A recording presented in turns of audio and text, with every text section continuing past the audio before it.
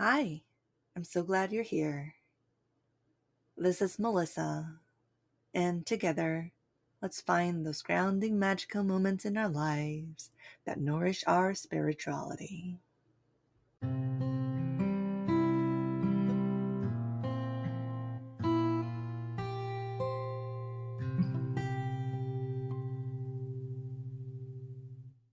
This is probably the spiciest statement I've used in public.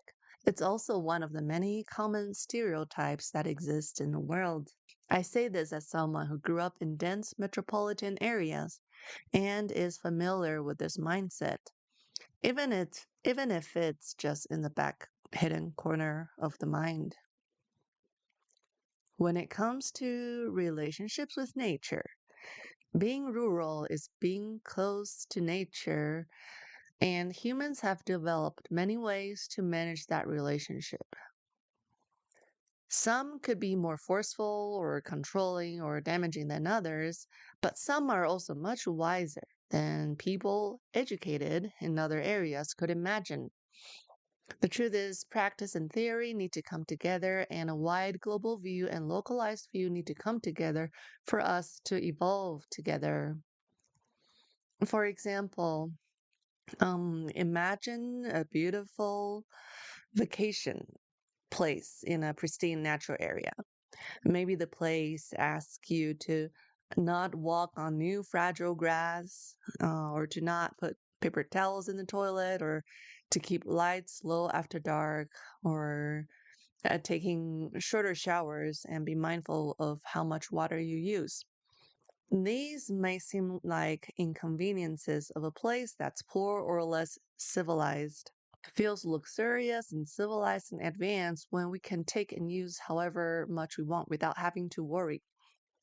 Inconveniences are often associated with low civilization or low education because it feels like a solution hasn't been introduced there. But what do the size of the heart and the willingness of effort have to play in so called civilization? What I mean is, some of those inconveniences could also be willing compromises of humans who are trying to protect and maintain harmony with the place. Perhaps it's a place that deals with drought, wildfire, disturbed wildlife, or something else, and they're thinking about a extended timeline down the future, not just the several days of vacation that they're spending there.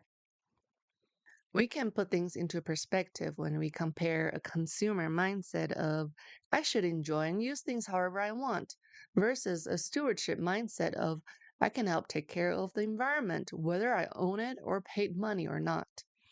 If a person feels like they can harm the environment or any other because they are a paying customer, then they probably haven't paid enough. This can extend to the relationship of the visitor and the local, where patterns and behaviors of a place and consequence of human actions aren't always very obvious. And so then they might require learning and putting down your own habits. It relies a lot on visitors being willing to receive and adapt to the needs of the local ecology. Isn't it more fun when we learn something new, apply it to practice, and try to be someone else's shoe like role play, then compare with our own past experience and perhaps grow our capacity to be in this world? Although most people don't go out and about with the intention to harm, we are also very easily tempted to be careless, and that it's something, carelessness is something that can cause harm, even if it wasn't the intention. There's a fantasy novel called Dragon Raja that was published in the early 2000s, and I have a set of it, and I had, don't know where it is now, and in Chinese version. It's written by the Korean author Lee Yong-do. There was a quote in it that I felt was very well put. When an elf walks through a forest, he becomes a tree. When a man walks through a forest, a path appears. When an elf looks at a star, he becomes starlight.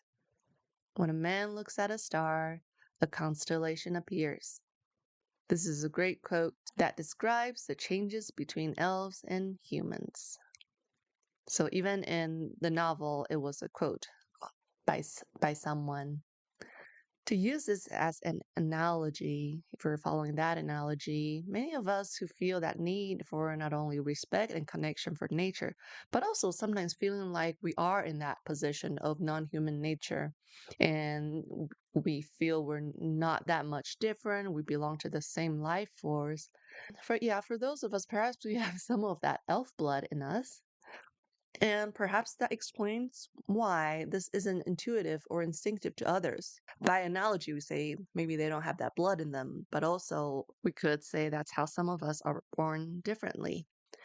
And so, going back to the spicy title of this episode, which is meant to point out that many labels and stereotypes are careless and harmful, and they create a barrier for us to get to know one another individually. Stereotypes somewhat come out of likelihood and possibility, probability, and sometimes it's useful because the brain is attracted to efficiency and it saves energy to rely on them. Those are like, yeah, probability.